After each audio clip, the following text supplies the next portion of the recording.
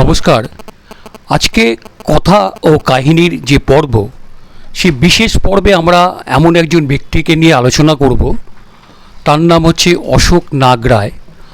তিনি কে ছিলেন, কেন তাকে নিয়ে আজকে আমরা তাকে নিয়ে আলোচনা করব, সেই ব্যাপারে আমাদের সঙ্গে রয়েছেন ভোলা দাশগুপ্ত মাস্টারমশাই।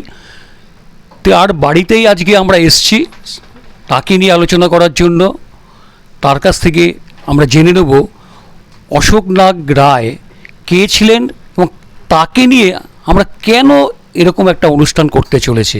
নমস্কার মাস্টারমশাই, আপনার বাড়িতে আজকে যে জন্য আসা হয়েছে সেটা আপনি নিজেই আমন্ত্রণ করেছেন। অশোক নাগ রায়, তার আজকে মৃত্যুদিন পালন করা হবে। তার সম্বন্ধে যদি আপনি কিছু বলেন।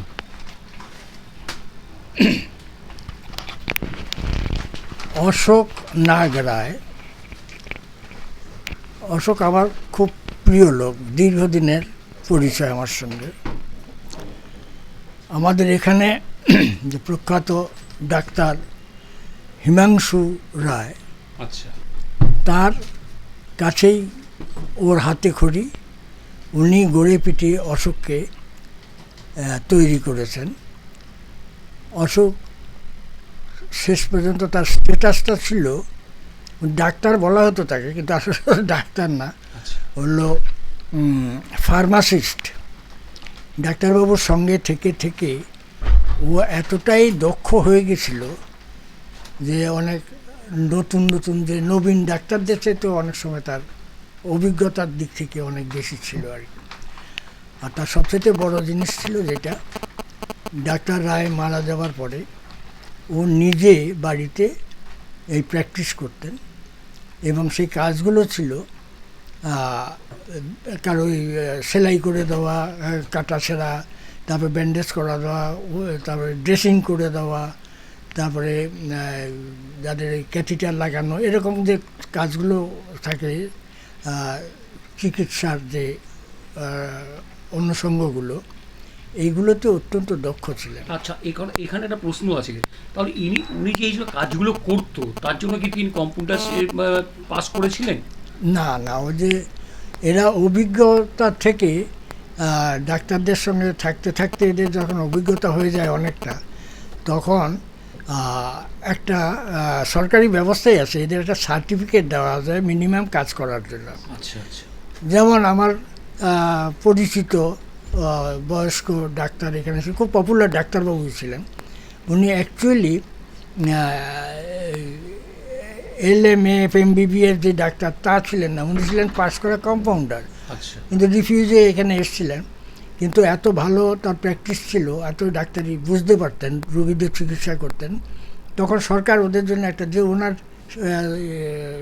ইয়েতে প্যাডে লেখা থাকতো রেজিস্টার্ড মেডিকেল প্র্যাকটিশনার, এটা থাকতো। এটা থাকার ফলে তো তিনি ছিলেন রেজিস্টার্ড মেডিকেল প্র্যাকটিশনার।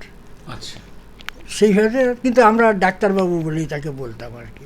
তিনি ডাক্তারই ছিলেন, রেজিস্টার হয়ে যাওয়ার পর তার ব্যাপারই নেই। কিন্তু MBBS বা LMF, তখন প্রথম যে ডাক্তার ছিল LMF, এগুলো তখন ছিল, এখন সবই MBBS হয় বোধ হয়। এটা পুরোটা তো জানা নাই ওই কোর্সটা কীভাবে চলে আর কি। তো অশোককে দেখেছি, ওই ডাক্তারবাবুরা তাদের অ্যাসিস্ট্যান্ট তৈরি করে, কম্পাউন্ডার সবসময় পাশ করা কম্পাউন্ডার পাওয়া যেত না। আর ডাক্তারের সঙ্গে ডাক্তার যারা বাড়িতে বসতেন তাদের চেম্বারে একটা থাকতো, ডিসপেন্সারি বলা হতো তখন, মানে ডাক্তারের সঙ্গে ডিসপেন্সিং ব্যাপারটা থাকতো। ওনার ঘরের মধ্যে একটা পর্দা দেওয়া থাকতো, সেখানে ওষুধ টষুধ তৈরি করা হতো, ওই মিক্সচার দেওয়া হতো, তখন এগুলো খুব কমন ব্যাপার ছিল আর কি। তো এইভাবেই চলতো। এখন আস্তে আস্তে তো সেগুলো অবসলেট হয়ে গেছে, এখন ডাক্তাররা অন্যভাবে বসেন, ওষুধ আমরা ফার্মাসি ব্যাপারটা এখন আর ওইভাবে নাই, আমরা তো দেখতে পাই না আর কি, এইভাবেই আছে। তো অশোক ওই ডাক্তারবাবু মারা যাওয়ার পরে অশোক নিজে নিজেই এই প্র্যাকটিসটা শুরু করে, এবং ওর সবচেয়ে যে কাজটা ছিল, ড্রেসিং ট্রেসিংগুলো তো হামেশাই দরকার হয়, এবং খুব এগুলো হসপিটালে গিয়ে করানো বা ইদানিং নার্সিংহোম হয়ে গেছে সেখানে করানো খুব কস্টলি ব্যাপার। তো সাধারণ লোকেরা ওর কাছে যেত, এবং ওই যারা নিম্নবিত্ত লোক যারা তাদের সঙ্গে ওর ভীষণ একটা ওইখানে তার পোশাক ছিল। আর এরকম লোকও ইদানিং এখন আর নাই। অশোক বোধহয় একটা জেনারেশনের শেষ লোক হবেন আর কি। তো সাধারণ যারা দিনমজুর কর্মচারী কম আয়ের লোক তারা যেতেন এবং তাদের কিছু চিকিৎসাও করতো ভালো, অসুখ ভালো হয়ে যেত, জ্বর জারি কাশি হাঁপি এগুলো সব সাধারণ ওষুধ দিয়ে ভালো হয়ে যেত। তারপরে তারা বড় বড় ডাক্তারের কাছে একটা সময় তো যেতেই হয়, তখন ও বলে দিত যে আমার কাছে আর চলবে না, ওখানে চলে যান, এই আর কি। তো যেটার জন্যে আজকে আমি ব্যক্তিগতভাবে আমার ঘরে ডেকেছি আমার কিছু অনুরাগী লোকদের, কাছের লোকদের, তারাও অশোককে চেনেন যে ঠিক আছে আমরা আমাদের মতন করে এটা উদযাপন করি, কেননা এই একটা প্রজন্ম আস্তে আস্তে শেষ হয়ে যাচ্ছে। এই শেষ, আমাদের এখানে আর বোধহয় এরকম প্র্যাকটিস করা কোনো লোক নাই।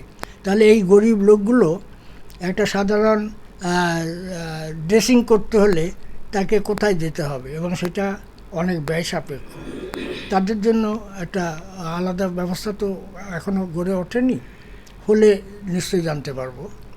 এই হচ্ছে ব্যাপার। তো এই যে ছোট থেকে এমনি বড় হয়ে আসা, সেটা নিয়েই আমি আর আমার খুবই প্রিয়জন, আমার খুব বয়সে অনেক ছোট কিন্তু অত্যন্ত ভালোবাসার লোক আর কি।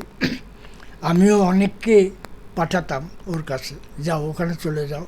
আমার নিজেরও কিছু কিছু সমস্যা ও সমাধান করে দিয়েছে। এই জন্যই আজকে ওকে একটু এরকম একজন লোক, ও তো অ্যাকচুয়ালি ওর একটা সামাজিক পরিচয় আছে। তো মানুষ মরে গেলে তাদের তো পরিবারে তাকে স্মরণ টরণ করা হয়, আবার সামাজিকভাবে স্মরণ করা হয়। যারা অনেক বড় বড় লোক তাদেরও আমরা সামাজিকভাবে তো স্মরণ করি, যাদের মহাপুরুষ বলি, যাদের শ্রদ্ধেয় লোক থাকেন তাদের জন্য জন্মদিন, মৃত্যুদিন এরকম করা হয়। কিন্তু এটা আমার একটা নিজের আবেগ। আমি আমার নিজের লোকজনদের বলেছি খুব কাছের, যারা অশোককে চেনেন সবাই, তাদের মধ্যে আমরা নিজেদের মধ্যে এই শোকটা যাপন করব, যে আমাদের একটা ক্ষতি হয়ে গেল, এটা স্মরণ করব, যাপন করব। এই জন্যই আজকের এই অনুষ্ঠানের। তো অশোকের সম্বন্ধে আমার একটু নিজের একটা কয়টা লাইন আমি লিখেছি, সেটা আমি পড়ে শোনাচ্ছি। ওনার এই পড়ে শোনাবার মাঝখানে আমি দাদার কাছে যাব। আপনি তো ওনাকেও চিনতেন, তা কিভাবে চিনতেন? আপনার নামটা আগে বলুন। আমার নাম সুদীপ্ত রায়। অশোকদাকে আমি দাদা বলেই সম্বোধন করতাম। ওনার সাথে আমার দীর্ঘদিনের সম্পর্ক। আমার বাবার একবার মাথা ফেটে গেল হঠাৎ করে আমাদেরই ফ্ল্যাটে একজনের বাড়িতে। তখন সাথে সাথে আমি অশোকদার কাছে গেলাম, বললাম বাবার এরকম অবস্থা, আপনাকে একটা ব্যবস্থা করে দিতে হবে। যাই হোক, উনি সাথে সাথে দেখে বসিয়ে বলছে, তোমার তো হাত পা কাঁপছে, তুমি বরঞ্চ বাড়ি চলে যাও। আর তোমার বাবাকে দেখে মনে হচ্ছে কিছুই হয়নি। সেখানে তখন আমার বাবার সাহস আর অশোকদার সাহস, দুজনের সাহসের মাঝখানে পড়ে আমি মানে একটা হতভম্ব হয়ে গেছি। আমি সেই অবস্থায় বাড়ি চলে এসেছি, কারণ ওইভাবে রক্তপাত হচ্ছে। আর যেটা বলার সেটা হচ্ছে, ছোটোবেলা থেকে আমরা কাশ্মীরের শাল আলাদের দেখেছি, যারা শাল বিক্রেতা আর কি, তাদের যে কাজ, অশোকদাস সেই স্টিচটা করেছিল বাবাকে ঠিক কাশ্মীরি শালের কাজের মতো, এত সূক্ষ্ম, যেটা 10 দিন বাদে দেখে মনেই হয়নি যে 3টে সেলাই পড়েছে। তো সেইভাবে অশোকদার সাথে আমার সম্পর্ক তখন থেকেই গড়ে ওঠে। তা প্রায় অন্তত 25 বছর ওনার সাথে আমার একদম পুরোপুরি রাস্তাঘাটে দেখা সাক্ষাৎ, কথাবার্তা সবসময় হয়ে চলতো, খোঁজখবর নেওয়া। তো এইভাবে হলো আমার বাবার সাথে সম্পর্ক। আবার আমার মেয়ের সাথেও সম্পর্ক। আমি নিজে ওনার বাড়িতে গেছি, গিয়ে বললাম আমার মেয়ের কানটা ফুটো করে দিতে হবে। তখন বলল একটা সোনার কানের দুল নিয়ে আসবে, আমি এটা ফুটো করে দেব। তখন আমার মিসেস বলল যে এই কাজটা আমিই পারি, কিন্তু আমি এটা করব না, কারণ ওটা আমার নিজের মেয়ে, তো একটু ভয় ভয় লাগছে। কারণ ও পার্লারে কাজ করে, ওর কাছে এই যন্ত্র আছে, এটা বহু মানুষকে ওই কানে ফুটো করেছে, কিন্তু নিজের মেয়ের বেলায় অশোকদাকে। আমি আবার অশোকদাকে গিয়ে ব্যাপারটা বললাম, অশোকদা মুচকি হেসে বললো, ও ঠিকই বলেছে, তোমরা দুজন মেয়েকে পাঠিয়ে দেবে, ওর মা আর মেয়ে আসবে। সে সুন্দরভাবে কান ফুটো করে দিল। করে দেওয়ার পর বলছে, আমার মিসেস বলল, ডাক্তারবাবু আপনাকে কত দেব? তখন বলল, তোমরা এবার এসো। মানে এখান থেকে দুটো জিনিস আমি শিখেছি, যে একটা মানুষের কীরকম মানসিকতা, যে উনি আমাকে কতটা ভালোবাসেন, সেই ভালোবাসাটা সেদিন আমি টের পেয়ে গেছি। এই হলো অশোকদা সম্বন্ধে আমার মূল্যায়ন। আর কি বলবো, আমার তো এর তো বেশি বলার। উনি চলে যাওয়াটা আমাদের কাছে একটা বিরাট ক্ষতি। আপনারা শুনলেন, যাকে নিয়ে আলোচনা কেন, তাকে অনেক মানুষ তো আছেন আমাদের অঞ্চলের বা আমাদের রাজ্যে, তাকে নিয়ে কেন আলোচনা, সেইটার ব্যাপারে আমরা একটু জেনে নেব। সুমিত আছে আমাদের সঙ্গে, তার কাছ থেকে সে তার ইন্টারভিউ নিয়েছেন, সাক্ষাৎকার নিয়েছিল।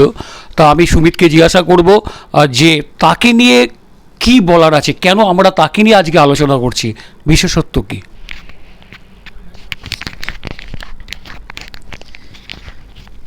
অশোক জেঠুর সাথে মানে আমার মানে তার সংস্পর্শে আসা ব্যক্তিগতভাবে তিনটে ঘটনার মধ্যে দিয়ে। প্রথমত আমি তখন এইচএস পরীক্ষা দেব, এইচএস না মাধ্যমিক দেব, সেই সময় 3 মাসের জন্য আমার দিদা মানে আমার মায়ের মা আমাদের এই বাড়িতে এসেছিলেন।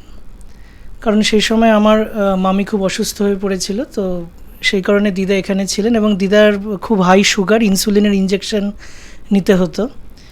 তো অশোক জেঠু আসতো প্রত্যেক দিন, ওই 3 মাস অশোক জেঠু ইঞ্জেকশন দিয়েছিল।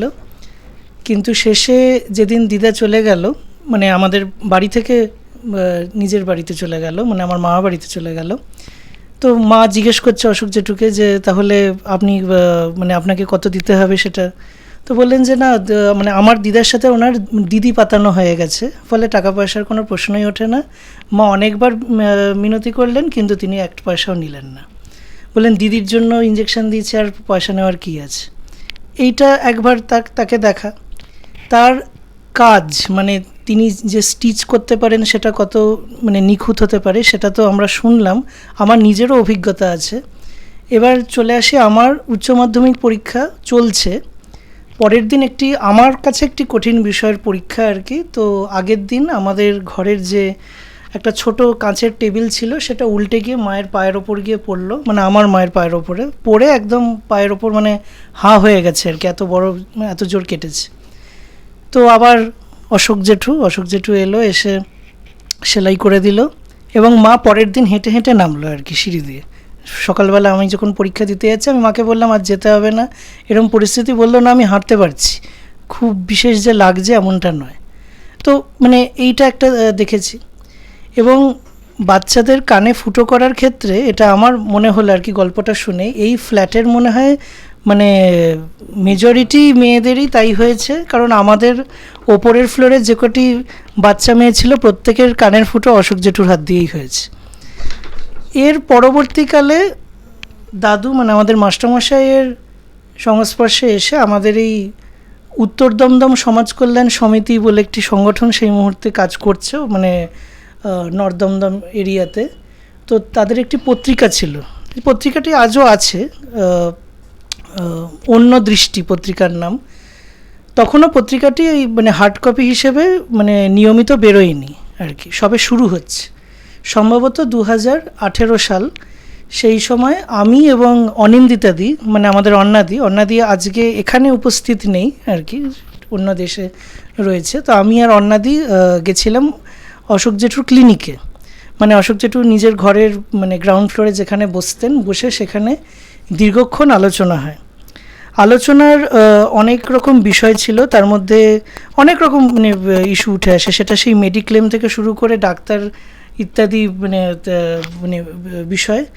এবং সেইটা একটি মানে পুনর্মুদ্রণেরও একটা চেষ্টা চলছে মাস্টারমশাইয়ের উদ্যোগে, এবং সেটা হয়তো আমাদের খুব শীঘ্রই মানে সফট কপিটা আমরা গণমাধ্যমে দিয়ে দেবো কিছুদিনের মধ্যেই, যাতে ওই 2018 যে সাক্ষাৎকার সেটা আরেকবার মানে ফুটে ওঠে। তো মানে অশোক জেঠু নিজের যে উদাহরণগুলো দিয়েছিল তার মধ্যে আমি জাস্ট কয়েকটা বলছি। ওই সাক্ষাৎকার নিতে গিয়ে তিনি একটা কথা বলেছিলেন, তিনি প্রথমে স্মরণ করেছেন তার গুরুকে, অর্থাৎ আমাদের এখানে হিমাংশু ডাক্তারকে আর কি, তার কাছে তার হাতে খড়ি, তার কাছে কিভাবে তিনি শিখেছেন কাজ, এবং তার জীবনের যে আদর্শ, অর্থাৎ খুব কম পয়সায় রুগী দেখা বা রাত্রিবেলা 1টার সময় রুগীর বাড়ি গেছেন রুগী দেখতে। এবং উনি একটা কথা বলেছিলেন যে ডাক্তারবাবু ওনাকে বলতেন যাও গিয়ে রুগীর খোঁজ নিয়ে এসো, কালকে যারা এসেছিল ওরা কেমন আছে। এইটা আমি তো মানে ভাবতেই পারি না আর কি, আমি প্রথম শুনে হাঁ হয়ে শুনছি ব্যাপারটা আর কি। এবং আমার যেটা মনে হয়েছিল যে ওই ডাক্তারবাবুরই একটা প্রচ্ছায়া যেন অশোক জেঠুর মধ্যেও রয়েছে, যে কারণে অশোক জেঠুর এত ইজিলি অ্যাক্সেসেবল, তার কাছে খুব তাড়াতাড়ি পৌঁছে যাওয়া যেত। প্রথমে একটু কথা বললে কিছুক্ষণ একটু মনে হবে একটু রাগী, একটু খিটখিটে, কিন্তু আবার মানে অনেকক্ষণ কথা বললে আবার বোঝা যাবে যখন অশোক জেঠু আসলে নিজের আসল মানে পরিচয়টা প্রকাশ করবে আর কি, তখন মানে বোঝা যেত যে তার বিভিন্ন বিষয়ে জ্ঞান রয়েছে। আমার দিদা ব্রাহ্ম ছিলেন, তিনি মূর্তি পূজায় বিশ্বাস করতেন না, এবং অশোক জেঠু ছিলেন নাস্তিক, ফলে উভয়ের মধ্যে বিশেষ মানে সম্পর্ক তৈরি হয়েছিল। দুজনে বসে ধর্মতত্ত্ব আলোচনা করতেন ইনসুলিনের ইঞ্জেকশন দিতে এসে। ফলে সেই তত্ত্বালোচনার একটা মানে কি বলে দূর থেকে শোনার একটা সুযোগ আমার হয়ে গেছে। এবং ওই যে ইন্টারভিউয়ের কথা বলছিলাম সেইটা বলেই আমি শেষ করব আর কি, যে উনি বলছেন যে ওনার মিসেসকে একজন জনৈক ডাক্তারের কাছে নিয়ে গেছেন, তো বললেন যে ডাক্তার হাতে স্পর্শ করলেন না, মানে রোগীকে গায়ে হাত দিয়ে দেখলেন না কিছু, তার যে মানে অ্যাসিস্ট্যান্টরা ছিল তারা দেখলেন। এবং উনি বললেন যে আচ্ছা সবই তো ঠিক আছে, আপনি তো বলছেন ঠিকই আছে, কিন্তু ওনার তো প্রেশারটা কমছে না। বলছে আচ্ছা ওষুধ লিখে দিচ্ছি একটা। তারপর উনি বলছেন যে এরকম করে আমি বেশ কয়েকটা রোগের মানে আমার মিসেসের মানে ওনার মিসেসের কথা বলছেন আর কি, যে এই রোগ আছে ওই রোগ আছে, এবং ডাক্তার একটা একটা করে ওষুধ লিখে যাচ্ছে। তো উনি বললেন যে আমি এটা বুঝলাম যে আমি যে কটা রোগের কথা বলবো সে কটার প্রত্যেকটার একটা বা একাধিক ওষুধ তিনি লিখে যাবেন, এবং এইভাবে একটা বিরাট ওষুধের লিস্ট হবে। উনি এন্ড করলেন এই বলে যে সাইড এফেক্টেই রোগী মারা যেতে চলেছে, ফলে সেটা থামাতে হবে, গায়ে হাত দিয়ে রোগীকে দেখতে হবে, সময় নিয়ে দেখতে হবে, এবং একটা বা দুটো ওষুধ দেব তাতেই তিনি সেরে যাবেন, এরকম একটা মানে চিকিৎসা পদ্ধতির কথা তিনি বলেছেন। এটা ঠিক যে তিনি মানে ডাক্তার নন, MBBS পাশ করা নন, কিন্তু তিনি একজন রেজিস্টার্ড ফার্মাসিস্ট। আমাদের দেশের মানে আমি নিজে শহর থেকে বেরিয়ে একটু মফস্বল বা গ্রামগঞ্জে গিয়ে দেখেছি ডাক্তার প্রায় নেই, কোনো জায়গায় বসেই না, এই ফার্মাসিস্টরাই কিন্তু আসলে আসল কাজটা করে যায়। রুরাল ফার্মাসিস্টদের অ্যাসোসিয়েশন তৈরি হয়েছে সারা রাজ্য জুড়ে, তারা কাজ করছে বিভিন্ন জায়গায় প্রত্যন্ত জায়গায় গিয়ে। আমি শেষ করব এটা বলে যে অশোক জেঠু একটা কথা বলেছিলেন যে ইনভেস্টিগেশন কতটা করব একটা রোগীকে দেখে, এবং ইনভেস্টিগেশন করার পেছনে 10টা টেস্ট লিখলে কত পার্সেন্টেজে লাভ আছে ইত্যাদি, এই যে দ্বন্দ্বটা মানে আমাদের সাথে ডাক্তারবাবুদের যে দ্বন্দ্বটা, সেইটাকে উনি কাছ থেকে উপলব্ধি করেছিলেন। এবং একটা উদাহরণ দিয়ে শেষ করছি, যে উনি বললেন যে একজন পরিচিত পাড়ার লোক আর কি, তিনি মানে তাকে ডেকে পাঠিয়েছে বাড়িতে, তিনি গিয়ে দেখলেন যে তাদের একজন পরিবারের একজন সদস্য মারা গেছেন। বলছেন যে অশোকদা একটু লিখে দিন না, যে ডেথ সার্টিফিকেটটা। বলছে এটা তো আমি করতে পারি না, এখনও আমার সেই অধিকার নেই। বললেন ডাক্তারবাবুকে ডেকেছে, তিনি বলেছেন 500 টাকা লাগবে, আর সেটা এখন দিতে পারছি না। তো এই আক্ষেপটা নিয়ে উনি সেদিনের সেই ইন্টারভিউটা শেষ করেছিলেন। কিন্তু তার নিজের যে জীবনচর্যা, তিনি যেভাবে সময় কাটিয়েছেন, রোগীদেরকে দেখেছেন, আমার মনে হয় যে তিনি তার এই আক্ষেপটাকে অন্যভাবে পূরণ করে দিয়েছেন সমাজের মধ্যে। অসাধারণ বললেন। একজন কম্পাউন্ডারের একজন ভগবান হয়ে ওঠার কাহিনী, এটা আপনারা শুনলেন। এবার আমরা শেষ করব বিমলকান্তি দাশগুপ্তের লেখা দিয়ে। তার সম্বন্ধে, অশোক নাগ রায়ের সম্বন্ধে ইনি বিভিন্নভাবে তার লেখার মাধ্যমে সেটা বলার চেষ্টা করেছেন। দেখি আপনারা শুনুন কি উনি লিখেছেন। হ্যাঁ, আরেকজনের ইন্টারভিউ নিতে হবে। তার আগে আমরা বিমলবাবুর কথাটা শুনে নিই, ওরা আপনার লেখাটা শুনে নিয়ে শেষে আমরা আরও একজনের কাছে চলে যাব। আগে বিমলবাবুর কথাটা শুনে নিই।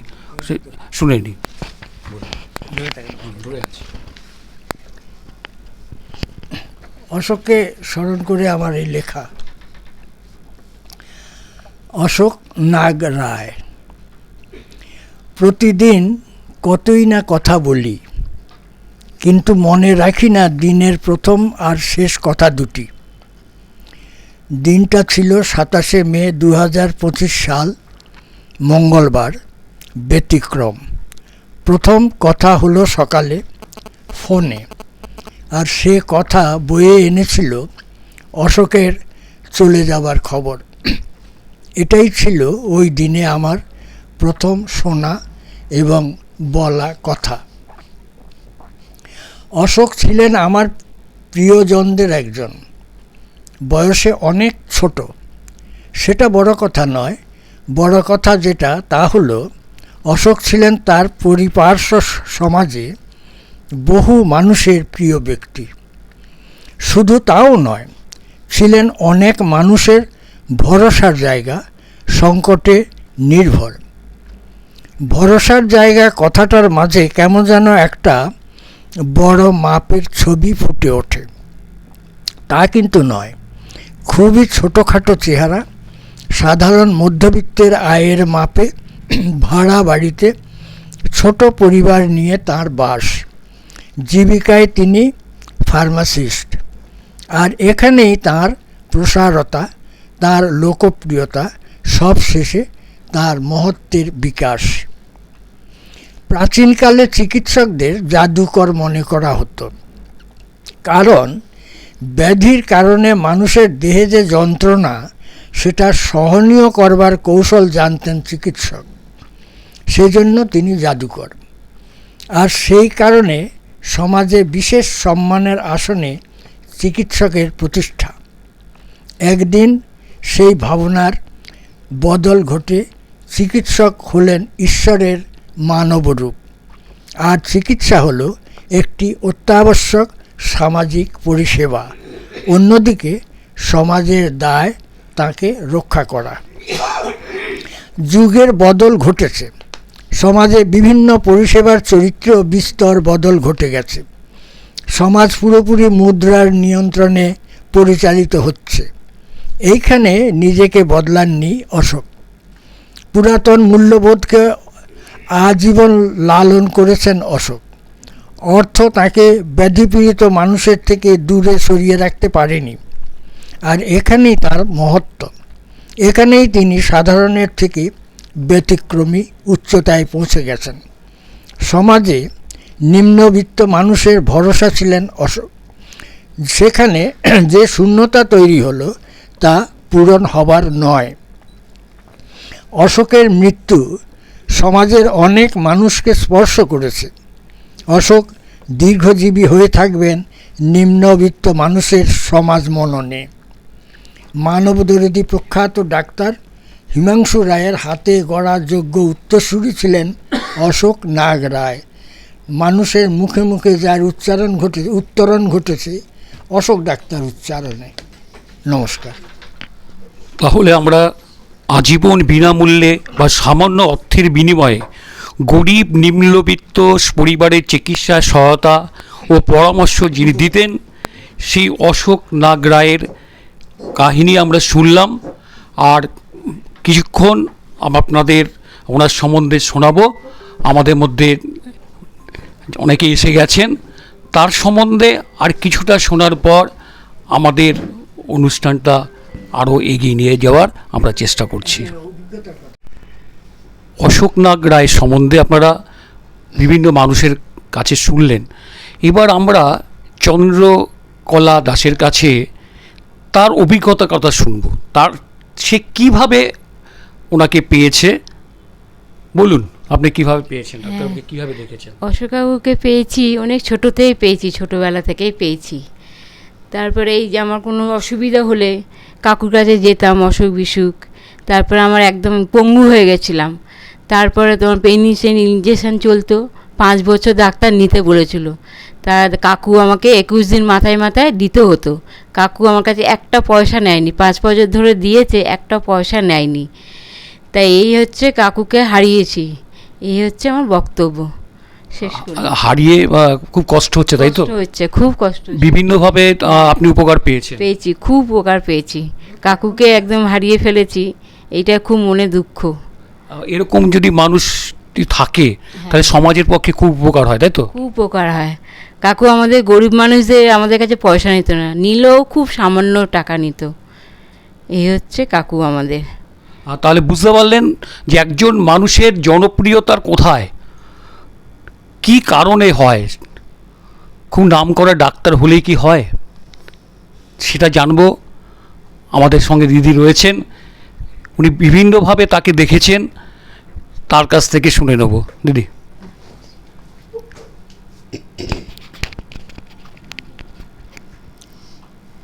আমি প্রথমেই প্রয়াত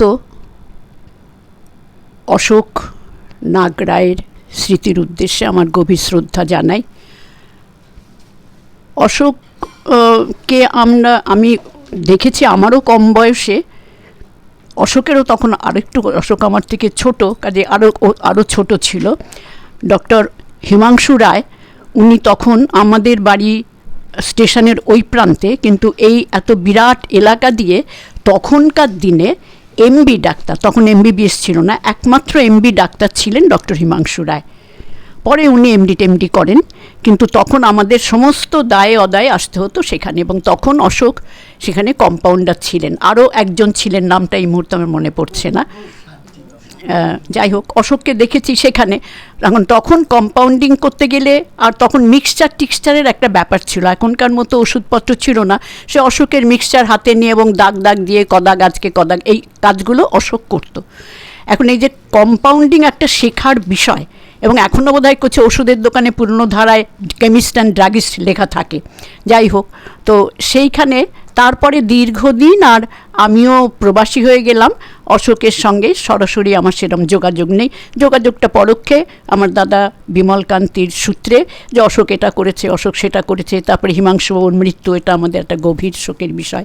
যাই হোক, সেখানে ওনার একটা জনস্বাস্থ্য কেন্দ্র করেছে। ও অশোকের যেটা পরিচিতি যতটা দেখেছি তার থেকে শোনাটা অনেক বেশি, কারণ এই এলাকা দিয়ে, সতেরোপল্লী এবং এই বিরাট এলাকা দিয়ে সে দরিদ্র মানুষের সেবা করত। এখন আমার বড় মাসিমা, তারা তো তাদের প্রকাশভঙ্গিগুলো ছিল একটা অন্য রকমের, আমাদের মতো এত সাংস্কৃতিক প্রকাশভঙ্গি নয়। তো হিমাংশুবাবু আমাদের বাড়িতে, বললাম যে তখন 2 টাকা ভিজিট ছিল ওনার তখন থেকে, এবং আমার পাড়ায় আমি প্রথম পেশেন্ট। তো এইরকম দেখতেন উনি, এবং ওই 2 টাকা দিয়ে একটা ভিজিট দেওয়া হলো। তারপর ডাক্তারবাবু, আমার এখানে ফোঁড়া হয়েছে, ডাক্তারবাবু আমার একটু জ্বর হয়েছে, ডাক্তারবাবু দেখা গেল একটা বাড়িতে এরকম করে ডাক্তারবাবুর ভিজিট হয়ে গেল প্রায় পার হেড 4 আনা আর কি, 8 জন দেখে নিন। এইরকম সেই রকম একটা খুব ইনফর্মাল সামাজিক সম্পর্ক এরকম ছিল সকলের সঙ্গে। অশোক সেই লেগাসিটা বহন করেছেন, এই যে জনসেবা এবং সামাজিক সংযোগ, এটা সে রেখে গেছে। তো এইটা, এবং আমি আমার জীবনের একটা অভিজ্ঞতা বলবো, সেইটা যে আমার খুড়তুতো বোন, তার একটু বলবো যে স্পিচ এবং হিয়ারিংয়ের সমস্যা আছে, কাজে ওর কথা বোঝানো বলা একটু কঠিন আছে। কাজে সেই জন্য ওর একটা হাতে আঙুলে, আমরা আগে বলতাম আঙুল হারা, এখন এটার কী নাম আমি জানি না, এরকম একটা কিছু হয়েছে। আমি তো মহাসেতু এসে কেঁদেছে, কিন্তু আমি তো বুঝতে পারছি না কি করব। দাদাকে বললাম, দাদা বললো ঠিক আছে নিয়ে আয়, অশোকের কাছে নিয়ে যাচ্ছি। এবং আমি নিয়ে গেলাম, নিয়ে গিয়ে এবং সে সেটাকে সার্জারি করে দিল, এবং বেশ একাধিক দিনে ড্রেসিং করে পুরো সুস্থ করে দিল।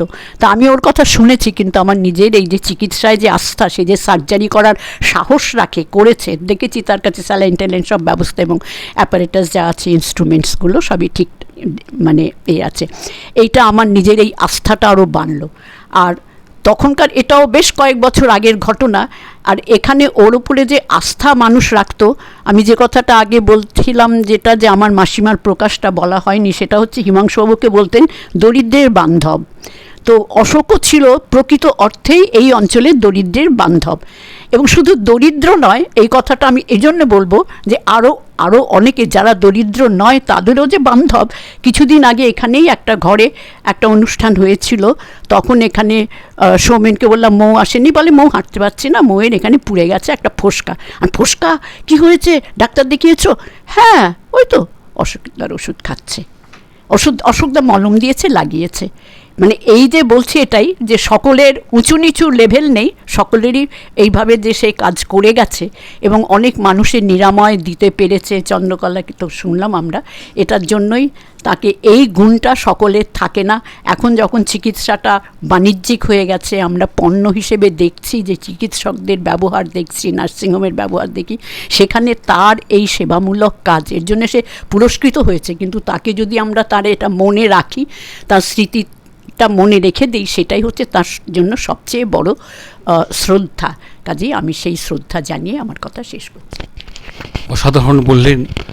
এইভাবে একজন মানুষ এমবিবিএস ডাক্তার না হয়েও একজন সামান্য কম্পাউন্ডার থেকে কি করে একজন সাধারণের কাছে একজন বিখ্যাত হয়ে গেলেন, সেই কাহিনী আপনাদেরকে শোনালাম।